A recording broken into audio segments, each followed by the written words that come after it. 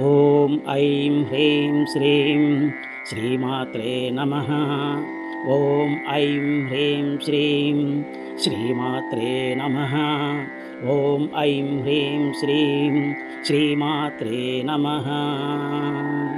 అంబరధరం విష్ణుం శశివర్ణం చతుర్భుజం ప్రసన్నవదనం ధ్యాయే సర్వవిఘ్నోపశాంతయే.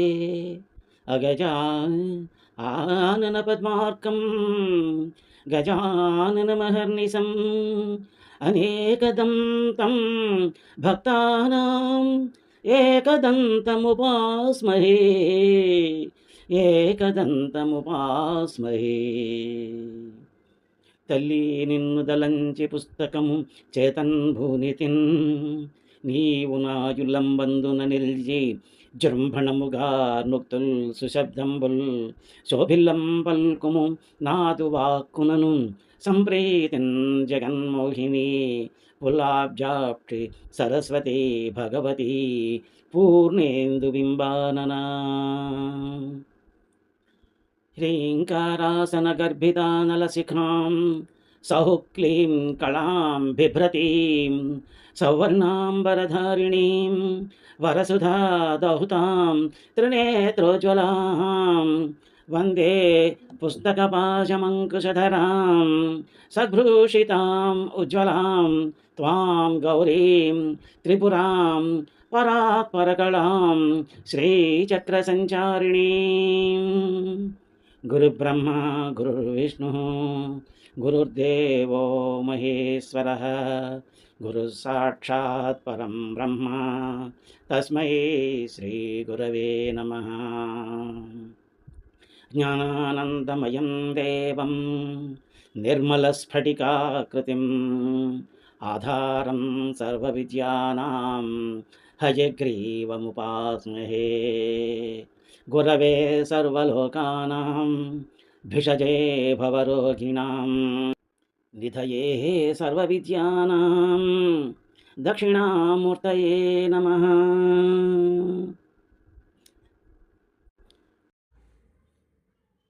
అందరికీ నమస్కారం. నా శ్రీలలిత యూట్యూబ్ ఛానల్కి మీకు అందరికీ సుస్వాగతం. ఈ ఛానల్లో మనం శ్రీ లలితా సహస్రనామ స్తోత్రంలో ఉన్న అమ్మవారి నామాలకి అర్థాల తాలూకు వివరాలు తెలుసుకుంటున్నాం. కిందటి భాగంలో మనం 47, 48 శ్లోకాల్లో ఉన్నటువంటి 160 నుంచి 175 వరకు గల నామాల తాలూకు అర్థాల వివరాలు తెలుసుకున్నాము. ఈ భాగంలో 49, 50వ శ్లోకాల్లో ఉన్నటువంటి నామాల తాలూకు అర్థాల వివరాలు తెలుసుకుందాం. ఈ భాగంలోకి ప్రవేశించే ముందు కిందటి భాగంలో మనం తెలుసుకున్న నామాల తాలూకు అర్థాలని ఒకసారి పునశ్చరణ చేసుకుందాం. 160వ నామం నిశ్చింత. అమ్మవారికి ఎటువంటి చింత ఉండదు అని చెప్పేసి తెలుసుకున్నాము. జీవులకు చింతలు ఉంటాయి కానీ అమ్మవారికి చింతలు ఉండవు. కాబట్టి ఈ చింతలు తొలగాలంటే జీవులకి అమ్మవారి యొక్క ఆరాధన చేసుకోవాలి అని చెప్పేసి తెలుసుకున్నాం. తర్వాత నిరహంకార, అహంకారం లేనిది అమ్మ అని చెప్పి తెలుసుకున్నాం. అష్టప్రకృతుల్లో ఒకటైనటువంటి అహంకారం అమ్మవారి యొక్క మూల ప్రకృతి నుంచే ఏర్పడుతోంది కాబట్టి అది ఆమెను బంధించలేదు అని చెప్పేసి తెలుసుకున్నాం. తర్వాత 162వ నామం నిర్మోహ, మోహం లేనిది అమ్మ అని చెప్పి తెలుసుకున్నాం. చిత్తభ్రాంతే మోహము అంటారు. అటువంటి మోహం అమ్మకి లేదు. అమ్మ ఆరాధన వల్ల జీవులు కలిగే మోహం నుంచి తప్పించుకుంటారు, బయటపడతారు అని చెప్పేసి తెలుసుకున్నాం. తర్వాత 163వ నామం మోహనాశిని. అమ్మ జీవుల యొక్క మోహాన్ని నాశనం చేస్తుంది, తొలగిస్తుంది. అమ్మను ఆరాధించిన వాళ్ళకి ఆ మోహాన్ని తొలగించి జ్ఞానోదయాన్ని కలిగిస్తుంది అని చెప్పేసి తెలుసుకున్నాం. తర్వాత 164వ నామం నిర్మమ. మమ అంటే మమకారం, నాది నేను అనేటువంటి దాన్ని మమకారం అంటారు. అటువంటి మమకారం లేనటువంటిది అమ్మ అని చెప్పి తెలుసుకున్నాం. ఆ తర్వాత మమతాహంత్రి 165వ నామంలో అమ్మవారు నేను నాది అనేటువంటి మమతని తొలగింపజేస్తుంది జీవులకి. ఆమెను ఆరాధించిన వారికి ఇది తొలగింపజేస్తుంది అని చెప్పేసి తెలుసుకున్నాం. ఆ తర్వాత 166వ నామం నిష్పాప, అంటే పాపము లేనిది. సృష్టి కార్యాల్లో మలినాలు ఉంటాయి కానీ అవి ఎప్పటికప్పుడు తొలగిపోతూ ఉంటాయి. అందుకని చెప్పేసి అమ్మకి ఈ చిత్తచాంచల్యం అలాంటివి ఏమీ ఉండవు కాబట్టి అటువంటి పాపాలు ఏమీ ఉండవు, అమ్మకి పాపాలు అంటవు అని చెప్పేసి తెలుసుకున్నాం. 167వ నామం పాపనాశిని. అమ్మ పాపాలని తొలగిస్తుంది, భక్తుల యొక్క పాపాలని తొలగిస్తుంది. ఎంత గొప్ప పాపం చేసినా కూడా అమ్మవారిని పూజించినట్టయితే అగ్నిలో వేసినటువంటి గడ్డిపోచలాగా నశిస్తుంది అని చెప్పేసి తెలుసుకున్నాం. ఆ తర్వాత 168వ నామం నిష్క్రోధ, అంటే క్రోధము లేనిది. క్రోధం అంటే కోపము లేనిది. ద్వేషం ఉంటే కోపం ఉంటుంది కానీ అమ్మవారికి ద్వేషమే ఉండదు కాబట్టి కోపం ఉండదు. ఎవరినైనా ఏదైనా చేయాలనుకున్నా, రాక్షసులను సంహరించాలనుకున్న అమ్మవారు కోపాన్ని నటిస్తుంది కానీ నిజంగా కోపం రాదు అని చెప్పేసి తెలుసుకున్నాం. ఆ తర్వాత 169వ నామం క్రోధశమని. అమ్మ క్రోధాన్ని నశింపజేస్తుంది. అమ్మవారిని ఆరాధించిన వాళ్ళ యొక్క కోపాన్ని, మాత్సర్యాన్ని, లోభాన్ని, ఇలాంటి వాటన్నిటినీ అమ్మవారు తొలగిస్తుంది అని చెప్పేసి తెలుసుకున్నాం. ఆ తర్వాత 170వ నామం నిర్లోభ. లోభగుణము లేనిది అమ్మ. లోభం అంటే అన్నీ నాకే కావాలి అనుకోవడం అనే దాన్ని లోభం అంటారు. అటువంటి గుణం లేనిది అమ్మ అని చెప్పేసి అమ్మవారి అందరికీ ఇస్తుంది కానీ దాచుకోవాలనుకోదు. కాబట్టి అందరికీ పంచేవాళ్ళకే సమృద్ధి ఉంటుంది కాబట్టి అమ్మ ఎప్పుడు అందరికీ ఇస్తూ ఉంటుంది కాబట్టి అమ్మకి లోభం లేదు, నిర్లోభ అని చెప్పి తెలుసుకున్నాం. ఆ తర్వాత 171వ నామం లోభనాశిని. భక్తుల్లో ఉండేటువంటి లోభం అనేటువంటి గుణాన్ని అమ్మవారు తొలగిస్తుంది అని చెప్పేసి తెలుసుకున్నాం. ఆ తర్వాత 172వ నామం నిస్సంశయ. సంశయం లేనటువంటిది అమ్మవారు. అమ్మవారికి ఎటువంటి సంశయాలు ఉండవు. భక్తి, జ్ఞానం, పూర్ణ విశ్వాసం ఉన్న వాళ్ళకి సంశయాలు ఉండవు. అమ్మ జ్ఞానస్వరూపిణి, నిత్య పరిపూర్ణ కాబట్టి అమ్మవారికి ఎటువంటి సంశయాలు ఉండవు అని చెప్పేసి తెలుసుకున్నాం. తర్వాత 173వ నామం సంశయగ్ని. అమ్మవారు భక్తుల యొక్క సంశయాల్ని తొలగిస్తూ ఉంటుంది అని చెప్పేసి తెలుసుకున్నాం. ఆ తర్వాత 174వ నామం నిర్భవ. పుట్టుక లేనిది అమ్మవారు. భవ అంటే పుట్టుక, అమ్మవారు నిర్భవ అంటే పుట్టుక లేనిది. వారు దేవతలు శరీరాలు ధరించినా కానీ అవి ఆ శరీరాలని అవసరమైనప్పుడు ధరించి అవసరం తీరిపోగానే మళ్ళీ వాటిని వదిలిపెట్టేస్తుంటారు అని చెప్పేసి ఈ పుట్టుకలు, జనన మరణాలు అనేవి వారికి ఉండవు అని చెప్పేసి కాబట్టి అమ్మవారు నిర్భవ అని చెప్పి తెలుసుకున్నాము. ఆ తర్వాత 175వ నామం భవనాశిని. అమ్మవారు జనన మరణ భయాన్ని నశింపజేస్తుంది అని చెప్పేసి తెలుసుకున్నాము. మరణము అంటే అదేదో కాదు, జీవులు ఈ శరీరాన్ని దుస్తులు మార్చినట్టుగానే మార్చేస్తూ ఉంటాయి. కాబట్టి దేహం మారుతుంది కానీ జీవుడు మారడు. జీవుడు ఎప్పుడూ అలాగే ఉంటాడు. దేహం తాత్కాలికము, జీవుడు శాశ్వతము. కాబట్టి అమ్మవారు ఆ జ్ఞానాన్ని కలిగించి ఈ జనన మరణాలు అనేటువంటి భయాన్ని భక్తులకి తొలగిస్తుంది అని చెప్పేసి తెలుసుకున్నాము. ఈ భాగంలో మనం అమ్మవారి యొక్క 49 మరియు 50 శ్లోకాల్లో ఉన్నటువంటి 176 నుంచి 192 వరకు ఉన్నటువంటి నామాల తాలూకు అర్థ వివరాలని తెలుసుకుందాం. ఇప్పుడు 49వ శ్లోకం. నిర్వికల్ప నిరాబాధ నిర్భేద భేదనాశిని నిర్నాశ మృత్యుమధని నిష్క్రియ నిష్పరిగ్రహ. శ్లోకం మళ్ళీ ఇంకొకసారి. నిర్వికల్ప నిరాబాధ నిర్భేద భేదనాశిని నిర్నాశ మృత్యుమధని నిష్క్రియ నిష్పరిగ్రహ. ఈ శ్లోకంలో మొదటి పాదంలో నిర్వికల్ప, నిరాబాధ, నిర్భేద, భేదనాశిని అనేటువంటి 4 నామాలు, రెండవ పాదంలో నిర్నాశ, మృత్యుమధని, నిష్క్రియ, నిష్పరిగ్రహ అనేటువంటి 4 నామాలు మొత్తం 8 నామాలు ఉన్నాయి. ఇప్పుడు ఈ నామాల తాలూకు అర్థాలని వరుసగా తెలుసుకుందాం. నిర్వికల్ప అంటే వికల్పం.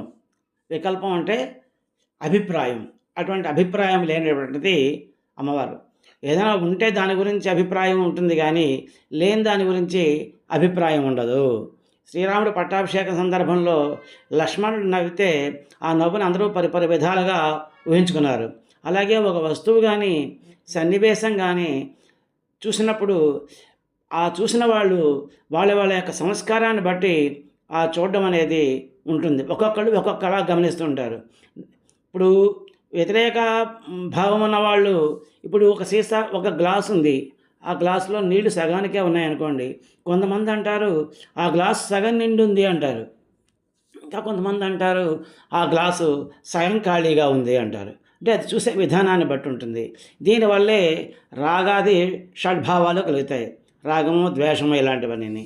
ఇటువంటి భావనలు ఏమీ లేనటువంటిది అమ్మవారు. అలాగే వికల్పము అంటే మార్పు అనే అర్థం కూడా ఉంటుంది. వికల్పము అంటే శూన్యమైన విషయం నుంచి పుట్టిన జ్ఞానము అని చెప్పేసి కూడా ఒక అర్థం ఉంటుంది. అటువంటి వికల్ప జ్ఞానం అమ్మవారికి ఉండదు కాబట్టి అమ్మ నిర్వికల్ప అనబడుతోంది. ఆ తర్వాత నామం 177వ నామం నిరాబాధ. అమ్మకి ఎటువంటి బాధలు ఉండవు, బాధలు లేవు. ఈ బాధలన్నిటికీ కారణం భ్రాంతి, మనస్సులోనే బాధలు ఉంటాయి. ఆ బాధలే లేకపోతే, భ్రాంతే లేకపోతే బాధలే ఉండవు. ఒక చీకట్లో ఒక వస్తువును చూస్తాం మనం, అది మనకి ఇంకోలా కనిపించవచ్చు. దీన్నే రజ్జు సర్ప భ్రాంతి అంటారు. అంటే చీకట్లో వెళుతూ ఉంటే ఒక తాడు ఉందనుకోండి, అక్కడ మనకు కనపడదు. అది చూసి పాము అనుకుంటాం గబుక్కుని. తీరా వేసి మనం అక్కడ వెలుగు తెచ్చుకొని లైట్ వేసుకుని చూసినట్టయితే అది పాము కాదు, తాడు అని తెలుస్తుంది. అలాగే ఈ అజ్ఞానం ఉంటుందన్నమాట. ఆ జ్ఞానులకి అటువంటి అజ్ఞానం ఉండదు. అమ్మవారు జ్ఞానస్వరూపిణి కాబట్టి అటువంటి బాధలు అమ్మవారికి ఉండవు. అంతేకాకుండా అమ్మవారు జీవుల యొక్క ఆ బాధాస్థితిని కూడా తొలగించగలదు. ఈ బాధలన్నీ దేహానికే కలుగుతాయి కానీ జీవుడికి ఉండవు. ఎందుకంటే శరీరమే బాధలను అనుభవిస్తుంది. ఆ బాధలు ఎక్కడి నుంచి కలుగుతాయి? ఆత్మ నుంచి కలగవు. ఎప్పుడు అవన్నీ కూడాను ఈ మనస్సే దానికి కారణం అన్నమాట. ఏ బాధ కలగాలన్నా, సంతోషం కలగాలన్నా, ఏం కలగాలన్నా మనస్సే కారణం. అది కాబట్టి ఎప్పుడు ముత్యపు చెప్పుని చూసినట్టయితే ఎండలో అది తలతలా మెరుస్తూ ఉంటుంది, తెల్లగా ఉంటుంది కాబట్టి దాన్ని చూసి అందరూ వెండి అని అనుకుంటూ ఉంటారు. కానీ అది వెండి కాదని తెలియంగానే ముత్యపు చిప్పకి భ్రమ తొలగిపోతుంది. ఆ తల తొలగిపోతే అప్పుడు ఇంకా ఏ బాధ ఉండదు. అలాగే పరమేశ్వరికి అటువంటి బాధలు ఏమో ఉండవు కాబట్టి ఆమెని నిరాబాధ అంటారు. ఆ తర్వాత నామం 178వ నామం నిర్భేద. అమ్మకి భేదం లేదు. అంటే అమ్మ అయ్య ఒకటే, ఇద్దరూ కలిసి ఒకటే. ఆ అయ్య అవ్యక్తం అయితే అమ్మ వ్యక్తరూపం. ఆ అవ్యక్తం యొక్క వ్యక్తరూపమే అమ్మ అన్నమాట. ఆమె దర్శనమే అనుభూతినిస్తుంది. ఆమె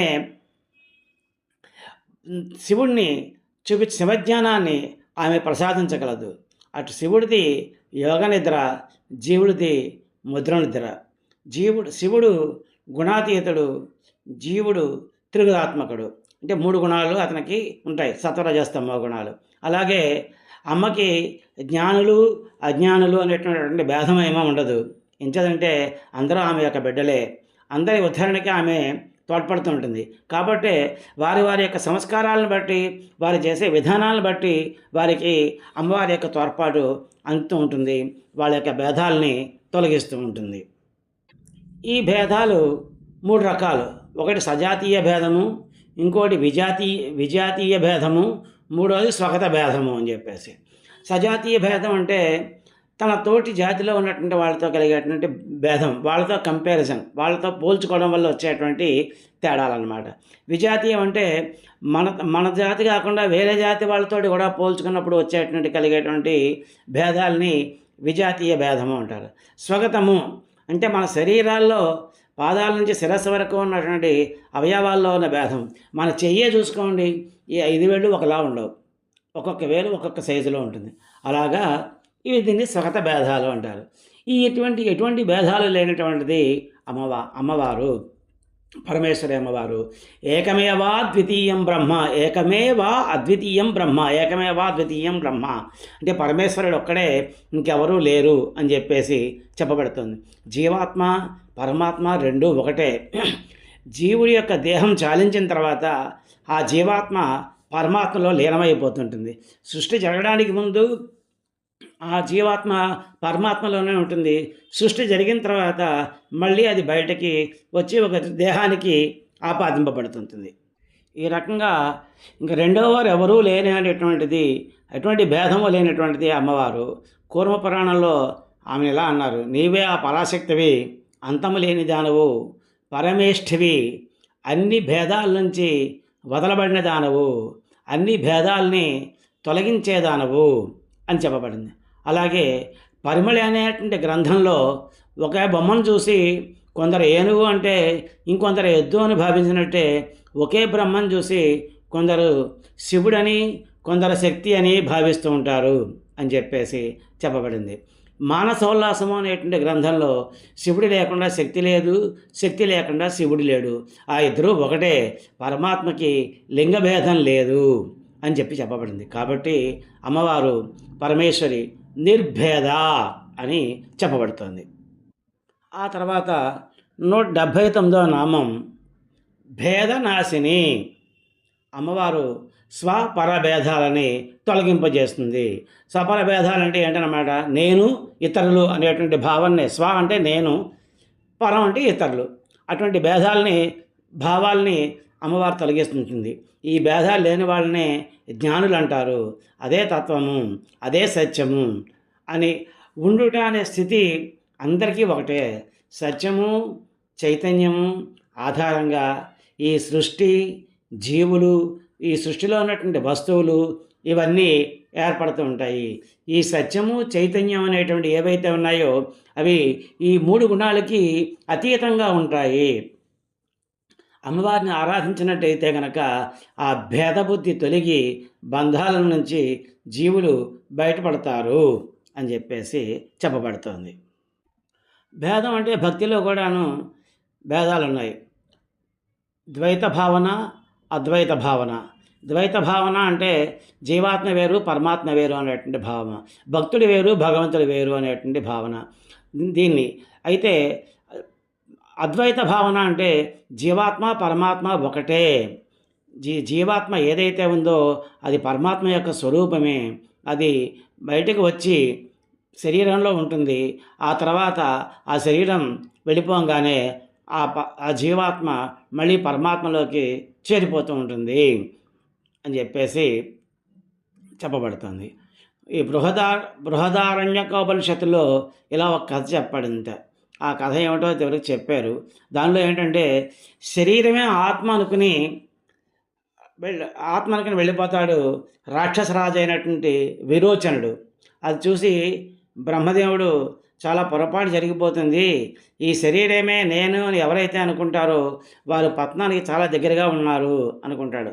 అదేవిధంగా ఆ విరోచనుడు కూడా ఈ శరీరమే ఆత్మ అని చెప్పేసి రాక్షసులందరికీ, తన యొక్క రాజ్యంలో ఉన్నటువంటి రాక్షసులందరికీ చెప్పి వాళ్ళ యొక్క పతనానికి కారణమయ్యాడు. అలాగే ఎందుకంటే ఈ శరీరమే నేను అనుకునే వాళ్ళు అజ్ఞానులు, వాళ్ళని పశుతుల్యులు అంటారు. అందుకే పరమేశ్వరుని అటువంటి వాళ్ళందరినీ రక్షించడం కోసం ఉంటాడు కాబట్టి పశుపతి అంటారు. అంటే పశూనాం పతి అంటే పశుపతి అవుతుందన్నమాట. జ్ఞానం లేనటువంటి ఈ పశుతుల్యులైనటువంటి మానవులకి ఆయన పతి, అదే పరమేశ్వర తత్వం. అంచేత తన భక్తుల యొక్క అజ్ఞానాన్ని, అమ్మవారిని భేదభావాన్ని తొలగించేటువంటిది అమ్మవారు. ఈ ప్రపంచంలో ఉన్నటువంటి జీవరాశుల్లో ఉన్నటువంటి ఆత్మ అంతా ఒకటే. ఈ జీవరాశులే కాదు, ఈ కనిపించని పదార్థాలు, కనిపించే పదార్థాల్లోనూ అన్నిట్లోనూ ఉన్నటువంటి తత్వం ఒకటే. సత్యకామ జాబాలి కథ చాందోగ్యోపనిషత్తులో చెప్పబడింది. దీంట్లో ఏంటంటే సత్యకామ జాబాలి బ్రహ్మతత్వం తెలుసుకోవడం కోసమని గౌతముడి దగ్గర శిష్యుడిగా చేరాడు. అప్పుడు గౌతముడు ఏం చేశాడు, అతనికి 400 వట్టిపైన ఆవులు ఇచ్చి, అంటే పాలు ఇవ్వనటువంటి ఆవులను ఇచ్చి, కదల్లేని ఆబోతుల్ని ఇచ్చి, వీటిని అడవి తీసిపోయి వీటి సంఖ్య 1000 అయ్యాక తీసుకురా అని చెప్పాడు. ఈ సత్యకాముడు బ్రహ్మ విద్య ఎంతకాలమైనా లభించట్లేదని దుఃఖిస్తూ గురువుగారి ఆజ్ఞ ప్రకారం ఆ ఆవుల్ని మేపుతూ ఉంటాడు. అలా కొన్ని సంవత్సరాలు గడిచిపోయాయి. అయినా కానీ ఏం మార్పు లేదు. ఇంచేంటే అవే బతికిపోయాయి, ముసలివైపోయాయి. అలాగే ఆబోతులు కూడా ఇచ్చిన ఆబోతులు కూడా కదిలేవి కాదు, కదలలేనివి. అప్పుడు అలా కూర్చొని ఒకరోజు అలా ఆలోచిస్తుంటే సాయంకాలం సమయంలో ఆ మంత్రంలోంచి ఒక ముసలి ఆబోతు బయటకు వచ్చిందిట. వచ్చి, సత్యకామ, పరబ్రహ్మతత్వం 4 పాదాలుగా ఉంటుంది. నేను నీకు మొదటి పాదాన్ని వివరిస్తాను. ఈ విశాల విశ్వంలో 4 దిక్కులు బ్రహ్మతత్వంలో ఒక భాగము అని చెప్తుంది. రెండవ పాదాన్ని అగ్నిదేవుడు చెబుతూ భూమి, ఆకాశము, సముద్రాలు, పర్వతాలు, నదులు అన్నీ పరబ్రహ్మలోని భాగాలే అని చెప్తాడు. ఇక మూడవ పాదాన్ని ఒక హంస చెప్తుంది. అగ్ని, సూర్యుడు, చంద్రుడు, విద్యుల్లతలు అన్నీ పరబ్రహ్మలోని భాగాలే అని చెప్తుంది.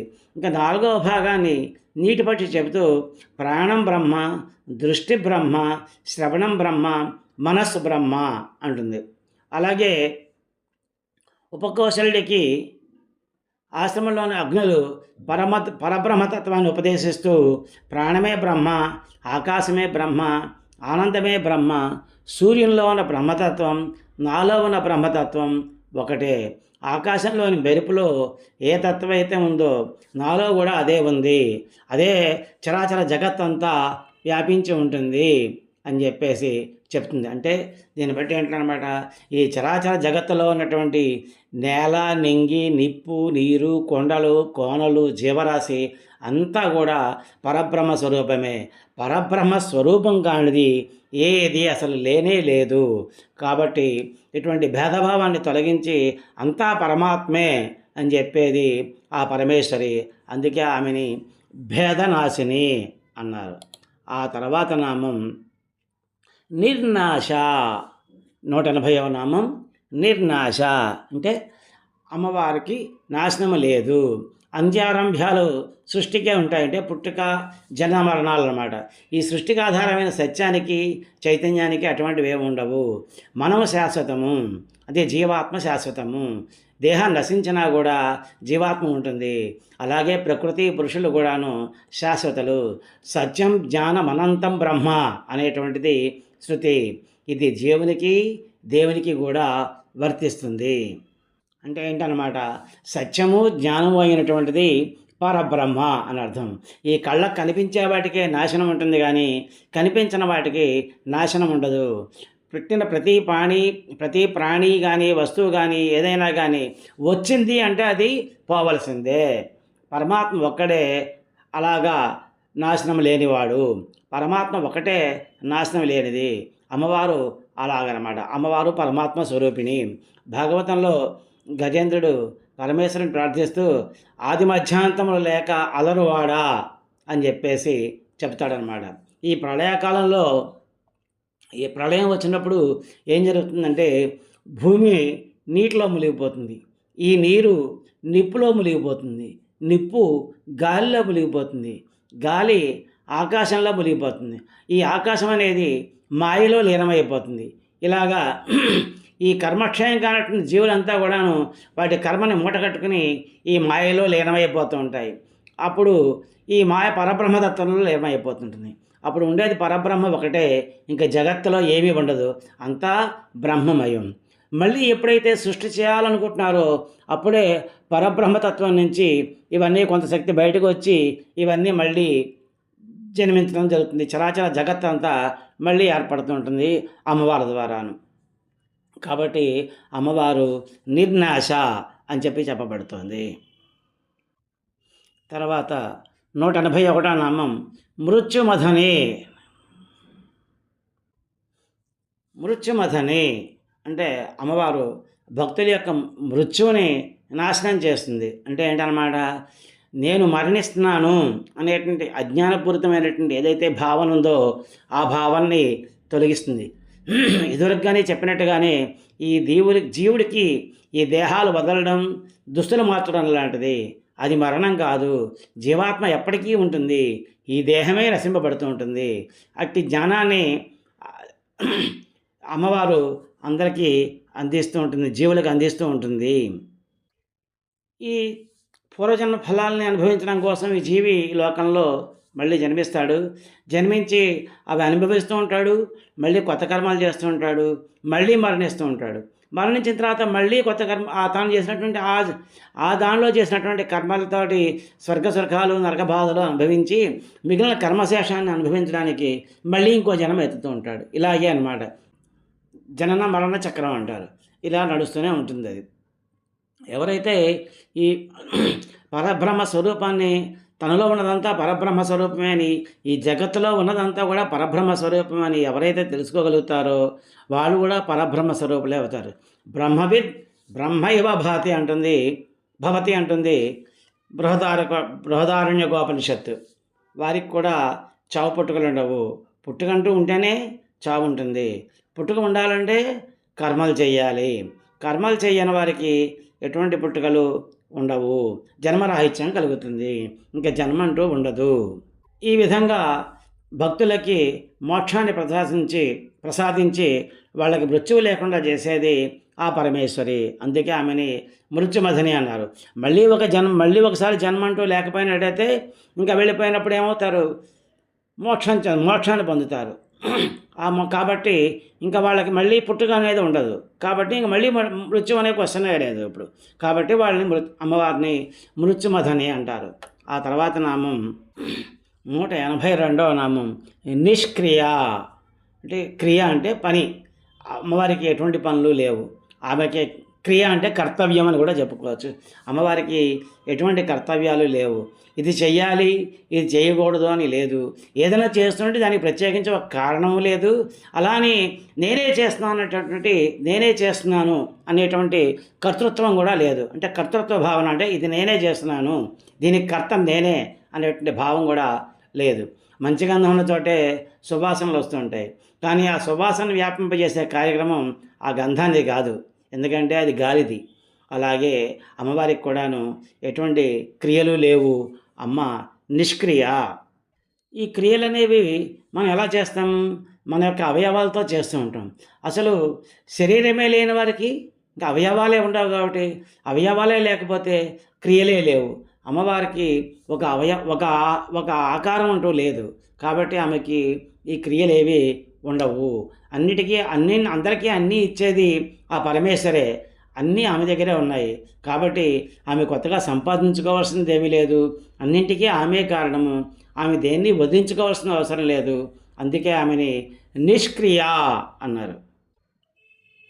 ఆ తర్వాత నామం 183వ నామం నిష్పరిగ్రహ. అమ్మవారికి పరిగ్రహం అనే గుణం లేదు. పరిగ్రహం అంటే ఒకళ్ళ దగ్గర నుంచి ఏదైనా తీసుకోవడం, అటువంటి అవసరం అమ్మవారికి లేదు. ఇప్పుడు ఈ గ్లాసు నిండా నీళ్ళు ఉన్నాయనుకోండి, ఆ గ్లాసులో మీరు నీళ్లు పోస్తే ఏమవుతాయి? కిందకి పోతాయి. అంటే ఆ గ్లాసు మీరు పోసిన నీళ్ళని తీసుకోవట్లేదు అని అర్థం. అలాగే పూర్తిగా నిండి ఉన్నవాళ్ళు మళ్ళీ కొత్తగా పూర్తిగా నిండి ఉన్నవాళ్ళు అంటే పరిపూర్ణులైనటువంటి వాళ్ళు ఎటువంటివి మళ్ళీ ఎవరి దగ్గర నుంచి తీసుకోరు. నిండు కుండలో నీళ్లు పోయలేము, ఎలా అయితే పోయలేమో అలాగే గ్లాసు ఉదాహరణ చెప్పుకున్నాం కదా, అలాగే నిండు కుండ కూడాను. ఇప్పుడు ఈ ఇచ్చే గుణం ఉంది కాబట్టి సూర్యుడి చుట్టూ అన్ని గ్రహాలు తిరుగుతున్నాయి. చంద్రుడు సూర్యకాంతిని పుచ్చుకుంటాడు కాబట్టి అతను భూమి చుట్టూ, అలాగే భూమితో పాటుగా సూర్యుని చుట్టూ కూడా తిరుగుతున్నాడు. ఈ విధంగా మనసు ప్రధానం కాకుండా జీవించినటువంటి బుధుని వలె సూర్యుని చుట్టూ తిరగాలని కానీ యోగులు అపరిగ్రహం అనేటువంటి దీక్షని పూనుతారు. ఎవరి దగ్గర నుంచి ఏమీ స్వీకరించము అనేటువంటి దీక్ష అపరిగ్రహం అంటేను. దేవి భాగవతంలో మణిద్వీపంలో అమ్మవారిని వర్ణిస్తూ దేవి పక్కన శంఖము, పద్మము మొదలైనటువంటి నవనిధులు ఉన్నాయి. అక్కడి నదుల్లో బంగారం, రత్నాలు ఇవన్నీ ప్రవహిస్తూ ఉంటాయి. అంటే అంతులేని ధనరాశులు, ధనధాన్యాలు ఆమె దగ్గరే ఉన్నాయి. కాబట్టి ఆమె ఇంకా ఇతర నుంచి ఏమీ తీసుకోవాల్సినటువంటి అవసరం లేదు. ఈ శరీరమే శాశ్వతం అనుకునే వాళ్ళు మాత్రమే ఈ ధనధాన్యాలతోటి, ఈ భోగభాగ్యాలతోటి సుఖాలను అనుభవించాలి అనుకుంటూ ఉంటారు. అందుకే సంపాదించడానికి అనేకమైనటువంటి అవస్థలు పడుతూ ఉంటారు. ఎప్పుడైతే ఈ శరీరం శాశ్వతం కాదు అని తెలిస్తే అప్పుడు వాడి యొక్క అవసరం అంతేమీ ఉండదు. అలాగే పరమేశ్వరి నిరాకార కాబట్టి ఆమెకి భోగభాగ్యాలు ఉండవు, సుఖదుఖాలు ఉండవు. అన్నీ కర్మానుసారమే. ఆవిడ జీవులకి వాళ్ళకి ఎంత రుణం ఉంటో, ఎంత వాళ్ళకి ఇవ్వచ్చో వాళ్ళ యొక్క కర్మల్ని బట్టి అంతా వాళ్ళకి ఇస్తుంది. అంచేతనే అమ్మవారిని నిష్పరిగ్రహ అంటారు. ఆ తర్వాత 50వ శ్లోకం. నిస్తులా నీల చికుర నిరపాయ నిరచ్చయ దుర్లభ దుర్గమా దుర్గా దుఃఖహంత్రి సుఖప్రద. శ్లోకం మళ్ళీ ఇంకొకసారి. నిస్తులా నీల చికుర నిరపాయ నిరచ్చయ దుర్లభ దుర్గమా దుర్గా దుఃఖహంత్రి సుఖప్రద. ఇది శ్లోకం. ఈ శ్లోకంలో మొదటి పాదంలో నిస్తుల, నీలచికుర, నిరపాయ, నిరచ్చయ అనేటువంటి 4 నామాలు, రెండవ పాదంలో దుర్లభ, దుర్గమ, దుర్గా, దుఃఖహంత్రి, సుఖప్రద అని 5 నామాలు, మొత్తం 9 నామాలు ఉన్నాయి. ఇప్పుడు వరుసగా ఈ 9 నామాల యొక్క అర్థాల వివరాలు తెలుసుకుందాం.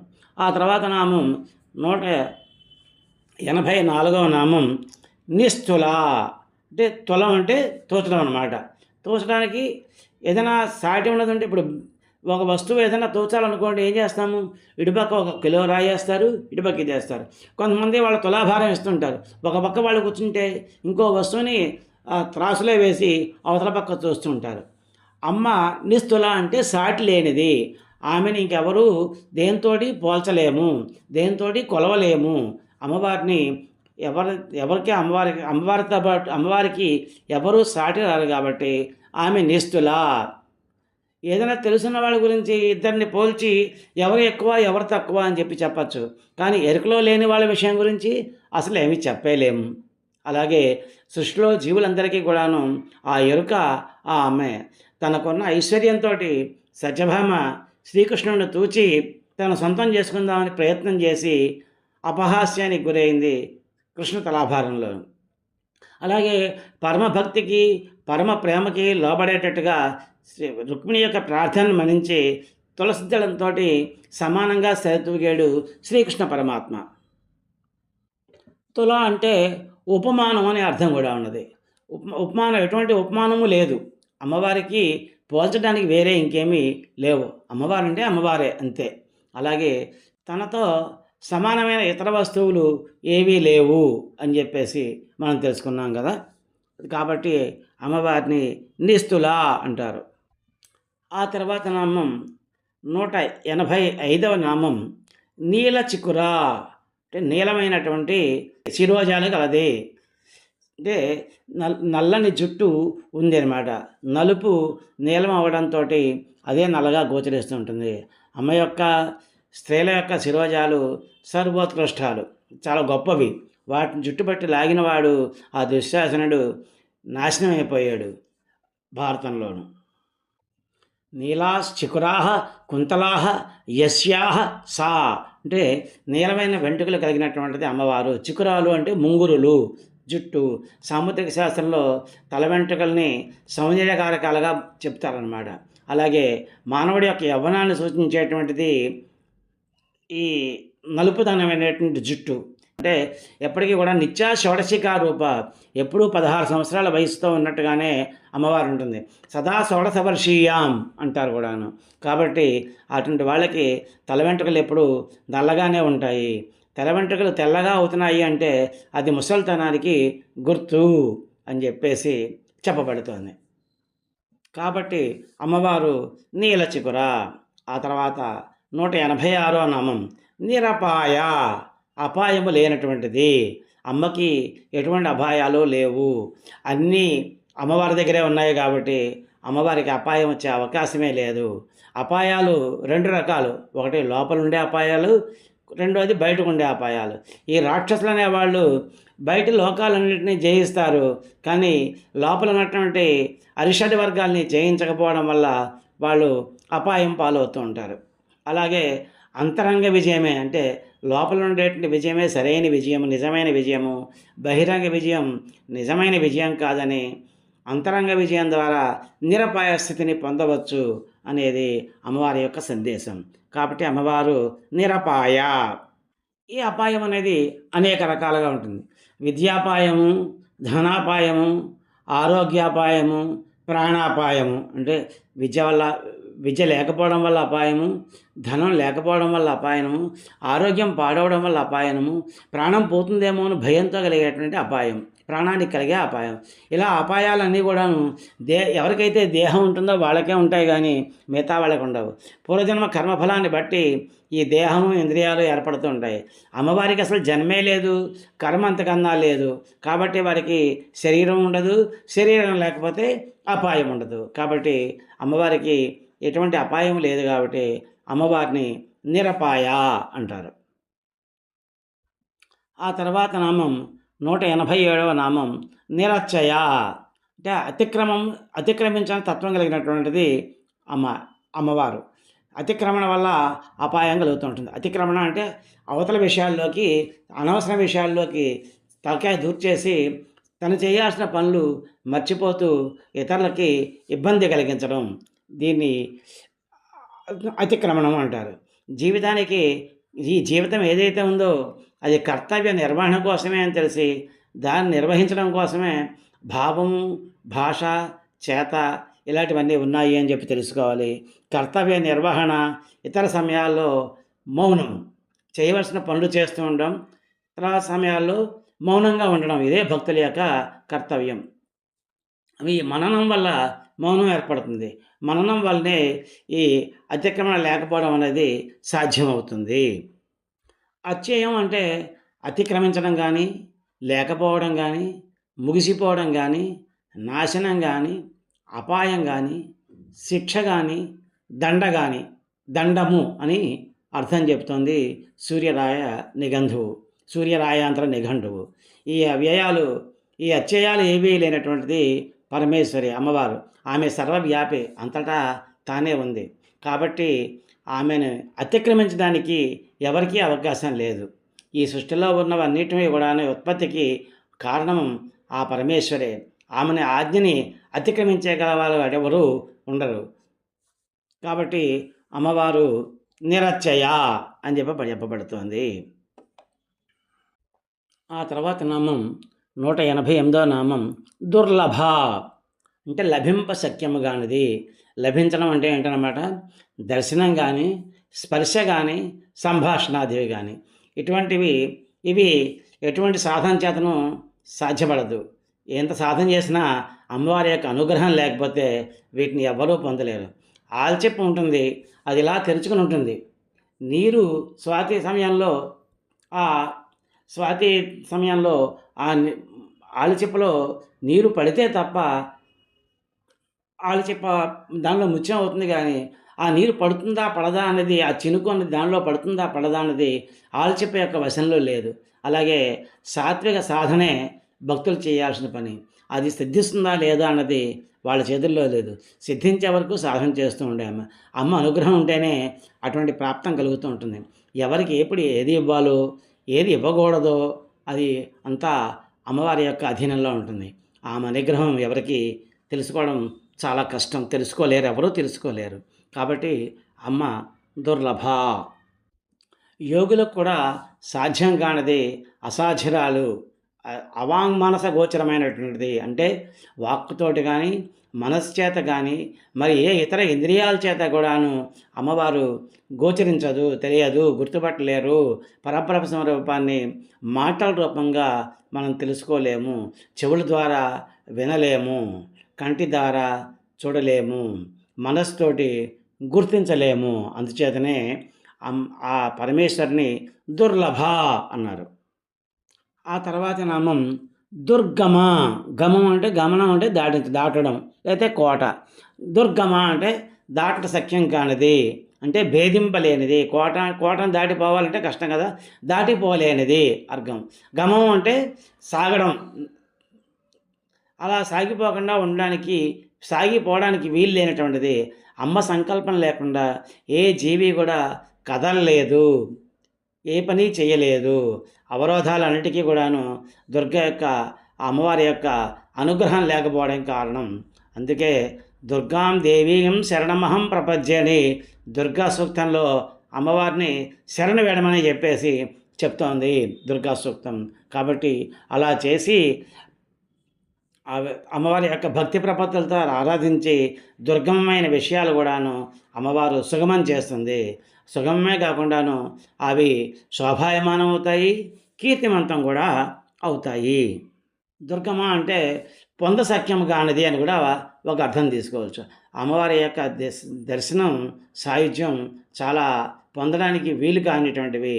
దానికి శరీరాన్ని నియమనిష్టలతోటి కృషింపజేసిన వారు, చాంద్రాయణ వ్రతాలు ఆచరించిన వాళ్ళు, నిష్కామకర్ములు, జ్ఞానులు వీళ్ళలో కొందరికి మాత్రమే దేవీ దర్శనం లభిస్తుంటుంది, కొందరికి సాయుధ్యం లభిస్తుంది. ఇదంతా వారి వారి యొక్క కర్మ ఫలాన్ని బట్టి, అమ్మవారి యొక్క అనుగ్రహాన్ని బట్టి ఉంటుంది. అమ్మవారి యొక్క దర్శనం కానీ సాయుధ్యం కానీ ఇవేవి కూడాను అంత సులభంగా లభించేవి కావు. అందుకే ఆ పరమేశ్వరుని దుర్గమా అంటారు. ఆ తర్వాత నామం దుర్గా అంటే దుర్గములు కలది. దుర్గా అంటే దుర్గా నవదుర్గయై ఉన్నది అంటే 9 కోటలుగా అమ్మవారు ఉంది. వాటినే శ్రీచక్రంలో నవాభరణాలు అంటారు. అలాగే ఈ బాలా పూజ చేసేటప్పుడు 9 సంవత్సరాల కన్యకి దుర్గా అని పేరు. మూల ప్రకృతి అష్ట ప్రకృతులు కలిసి నవావరణాలు సృష్టికి ఉండేటువంటి నవావరణాలను. ఆ అష్ట ప్రకృతిలో కూడాను ఆ మూల ప్రకృతి నుంచి వచ్చినవే. ఇవే 9 చైతన్య స్థితులు అనమాట.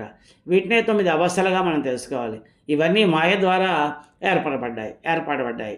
ఎలా అయితే వీటినన్నింటినీ అధిరోహించడానికి, వీటినన్నింటినీ దాటుకోవాలి అంటే ఆ దుర్గమ్మ వారిని ఆరాధించడమే సాంప్రదాయం. దుర్గాయై నమః అని ఋషులు అందించారు. భయభీతులు కలిగిన వాళ్ళకి భయం కానీ భీతి కానీ కలిగిన వాళ్ళకి ఈ దుర్గామ్మవారి యొక్క ఆరాధన ఎలాంటిదంటే కంటికి కాటుక వంటిది అంటారు. అజ్ఞానం నుండి పూర్ణ జ్ఞానానికి 9 మెట్లు ఉన్నాయి. అవే నవావరణాలు అన్నమాట. వాటి పరిణామాన్ని బట్టి జీవులు ఈ 9 స్థితుల్లో వాళ్ళు ఉంటూ ఉంటారు. దుర్గముడు అనేటువంటి రాక్షసుని సంహరించింది కాబట్టి అమ్మవారికి దుర్గాదేవి అనే నామం ప్రసిద్ధమైంది అనే పరమేశ్వరు చెప్తుంది. ఈ దేవి భీమరథి నదీ తీరంలో ఉంటుంది అని చెప్పేసి చెప్పబడింది. ఈ ఇంద్రాది దేవతలు శత్రువుల వల్ల భరించలేని బాధలు పడినప్పుడు వారి యొక్క భయాన్ని తొలగించింది కాబట్టి అమ్మవారిని దుర్గా అంటారు. అలాగే వారణాసి నగరాన్ని బాహువు అనే రాజు పరిపాలించాడు. ఆ రాజు ఆ పరమేశ్వరి వారి యొక్క భక్తుడు. అతడు దేవుని గురించి ఘోరమైన తపస్సు చేసి దుర్గా అనేటువంటి పేరుతోటి ఆమె అవతరిస్తుంది అనేటువంటి వరాన్ని పొందాడు. దుర్గముడనే రాక్షసుడు పురుషుడి వలన మరణం లేకుండా వరం పొందాడు. అందుచేత అమ్మవారి పరమేశ్వరి స్త్రీ రూపంలో అతన్ని సంహరించింది కాబట్టి ఆమె దుర్గాదేవిని పూజించినట్టయితే కష్టాలన్నీ తొలగిపోతూ ఉంటాయి. ఈ నవదుర్గలు అని చెప్పుకున్నాం కదా, వాళ్ళని ఇలా చెప్తారనమాట. ప్రథమం శైలపుత్రీ చ, ద్వితీయం బ్రహ్మచారిణి, తృతీయం చంద్రఘంటేతి, కూష్మాండేతి చతుర్థకం, పంచమం స్కందమాతేతి, షష్టం కాత్యాయినీ చ నీతి చ, సప్తమం కాళరాత్రీతి, మహాగౌరీతి చాష్టకం, నవమం సిద్ధిదా ప్రోక్త నవదుర్గా ప్రకీర్తితాః అంటారు. అంటే ఏంటన్నమాట, వీళ్ళు 9 మంది నవదుర్గలను. వాళ్ళని శైలపుత్రి, బ్రహ్మచారిణి, చంద్రఘంట, కూష్మాండ, స్కందమాత, కాత్యాయిని, కాళరాత్రి, మహాగౌరి, సిద్ధిమాత నవరాత్రుల్లో అమ్మవారిని అర్చిస్తూ ఉంటారు. ఆ తర్వాత 191వ నామం దుఃఖహంత్రి. అమ్మ దుఃఖాలని తొలగింపు చేస్తుంది. ఈ దుఃఖాలన్నిటికీ కారణం అజ్ఞానమే. ఈ రజోగుణం దోషం ఎక్కువ అయిపోయినట్టయితే కోరికలు పెరిగిపోయి స్తమో గుణాలు విజృంభిస్తాయి. ఈ రావణుడు రజోగుణానికి, ఈ కుంభకర్ణుడు తమోగుణానికి ఉదాహరణలు. వారి చిత్తవృత్తులు వాళ్ళ అధీనంలో ఉండవు. ఇటువంటి వారి జీవితాలు దుఃఖమయం ఎలా ముగిసిపోతాయో రామాయణంలో మనం చూసాం కదా. ఏ కొద్ది పుణ్యం వల్ల, పుణ్యఫలంతో అమ్మవారి యొక్క ఆరాధన యందు ఎవరికైనా రుచి కలిగినట్టయితే, అమ్మవారి ఆరాధన యందు ఆసక్తి కలిగినట్టయితే ఆమె దారి చూపించి వాళ్ళ యొక్క దుఃఖాలని తొలగిస్తుంది. అప్పుడు వారికి ఇహపరాల్లో శాంతి కలుగుతుంది. ఈ విధంగా అమ్మ దుఃఖాల నుండి జీవుల్ని రక్షిస్తుంది. ఈ దుఃఖాలు అనేక రకాలు. జన్మ దుఃఖం, జరా దుఃఖం, జాయా దుఃఖం, పునఃపునః సంసారం సాగరం దుఃఖం తస్మాత్ జాగృత అన్నారు. అంటే ఏంటన్నమాట, జన్మ దుఃఖం అంటే పుట్టడమే పెద్ద దుఃఖం, జరా దుఃఖం ముసలితనం రావడం ఇంకో దుఃఖం, ఇలాగా అన్ని జాయా దుఃఖం, ఇవన్నీ కూడా అలాగే దరిద్రం. జాయా దుఃఖం అంటే దరిద్రం వల్ల వచ్చే దుఃఖం. సంసారం సాగరం, వీటి వల్ల ఈ సంసారంలో ఉండేటువంటి సంసారం అనేటువంటిది ఓ పెద్ద సముద్రం లాంటిది, అదే పెద్ద దుఃఖం. కాబట్టి జాగ్రత్తగా ఉండాలి. వీటన్నిటికీ నుంచి విముక్తి పొందాలి అంటే అమ్మవారి పరమేశ్వరి యొక్క ధ్యానం ఒకటే. ఆ పరమేశ్వరిని ధ్యానం చేసినట్టయితే కనుక ఆమె దుఃఖాలను తొలగిస్తుంది. కాబట్టి అమ్మవారికి దుఃఖహంత్రి అని పేరు వచ్చింది. ఆ తర్వాత 192వ నామం సుఖప్రద. దుఃఖాలు పోతే తర్వాత వచ్చేది సుఖాలు. సుఖ దుఃఖాలు అంటారు కదా, దుఃఖం లేకపోతే ఉండేది సుఖం. సో అమ్మ సుఖాన్ని ప్రసాదిస్తుంటుంది. ఆ సుఖాలు ఇహపర సుఖాలు అంటారు. అంటే ఈ లోకంలో అనుభవించే సుఖాలు, పరలోకంలో అనుభవించే సుఖాలు, అటువంటివన్నిటినీ కూడాను అమ్మవారు అందరికీ భక్తులకి అనుగ్రహిస్తుంటుంది. జ్ఞానం సుఖాలకి, అజ్ఞానం దుఃఖానికి కారణం. ఈ అసుర ప్రవృత్తి అంటే దైవ ప్రవృత్తి, రాక్షస ప్రవృత్తి వల్ల ఇవి కలుగుతూ ఉంటాయి. శాశ్వతమైనటువంటి సుఖం కావాలి అంటే ఒక నిర్దిష్టమైన మార్గంలో అమ్మవారిని అర్చన చేస్తూ ఉండాలి. ముందు భక్తితో అర్చన చేయాలి. తర్వాత అదే జ్ఞానాన్ని కలిగిస్తుంది. వాటి తర్వాత శాశ్వత విషయాలు ఏంది ఆసక్తి కలిగి, అశాశ్వత విషయాల్లో అనాసక్తి కలుగుతుంది. ఆ తర్వాత యోగంలో ప్రవేశించి ముక్తుడవుతాడు. ముక్తుడవడం అంటే ఏంటనమాట, ఎటువంటి బంధాలు లేనివాడు, అన్ని బంధాల నుంచి ముక్తుడైపోతాడనమాట. అటువంటి సుఖాన్ని అమ్మవారు ప్రసాదించగలదు. కాబట్టి సుఖప్రద అంటారు. అయితే ఇహలోక సుఖాలు, పరలోక సుఖాలు అనగానే వీటినే ఐహికాముష్మిక సుఖాలు అంటారు. ఐహికం అంటే సిరి సంపదలు, భోగభాగ్యాలు ఇవన్నీ. వీటికన్నా ఇంకా ఎక్కువ సుఖం, వీటితోటి అన్ని సుఖాలు పొందవచ్చు అని చెప్పి మానవులు తెలుస్తూ ఉంటారు. అలా కానివన్నీ కూడాను ఆముష్మిక సుఖాలు అంటారు. అయితే ఈ మానవుడు సంపాదించినటువంటి ఐహిక సుఖాలు ఏవైతే ఉన్నాయో అవి గడప దాటి రావు, పోయినప్పుడు అవి కూడా రావు. ఆ పైకి వచ్చేవి ఏమిటంటే ఇవేమీ కావు. అతను చేసుకున్నటువంటి కర్మలు, అతను చేసుకున్నటువంటి మంచి పనులు, అతను చేసుకున్నటువంటి చెడ్డ పనులు, అవే అతని యొక్క కర్మ ఫలాలు మాత్రమే అతనితో పాటు పైకి వస్తాయి. అయితే ఈ మంచి ఈ సుఖాలన్నింటినీ అనుగ్రహిస్తుంది. కాబట్టి అమ్మవారిని సుఖప్రద అన్నారు. ఈ భాగంలో ఇంతవరకు తెలుసుకున్నాం. వచ్చే భాగంలో మరికొన్ని శ్లోకాల్లో ఉన్నటువంటి మరికొన్ని నామాల తాలూకు అర్థాల తాలూకు వివరాలు తెలుసుకుందాం. హరి ఓం తత్సత్. ఓం ఏతత్సర్వం శ్రీ లలితా పరమేశ్వరి చరణారవిందార్పణమస్తు. ఓం యదక్షరపథభ్రష్టం మాత్రాహీనం చ యద్భవేత్ తత్సర్వం క్షమ్యతాం దేవి నారాయణే నమోస్తుతే. విసర్గబిందుమాత్రాణి పదపాదాక్షరాణి చ న్యూనాని చ అతిరిక్తాని క్షమస్వ పరమేశ్వరి. కాయేన వాచా మనసేంద్రియైర్వా బుద్ధ్యాత్మనా వా ప్రకృతే స్వభావాత్ కరోమి యజ్జత్ సకలం పరస్మై నారాయణాయ ఇతి సమర్పయామి. శ్రీమన్నారాయణాయ సమర్పయామి. సర్వే భవంతు సుఖినః, సర్వే సంతు నిరామయాః, సర్వే భద్రాణి పశ్యంతు, మా కశ్చిద్ దుఃఖభాగ్ భవేత్. శ్రీయః కాంతాయ కళ్యాణనిధయే నిధయేర్ధినాం శ్రీవేంకటనివాసాయ శ్రీనివాసాయ మంగళం. మంగళం కౌసలేంద్రాయ మహనీయ గుణాత్మనే చక్రవర్తి తనూజాయ సార్వభౌమాయ మంగళం. ఉమాకాంతాయ కాంతాయ కామితార్థప్రదాయినే శ్రీగిరీశాయ దేవాయ మల్లినాథాయ మంగళం. ఓం ఏతత్సర్వం శ్రీ ఉమామహేశ్వర శ్రీ లలిత పరమేశ్వరి చరణారవిందార్పణమస్తు.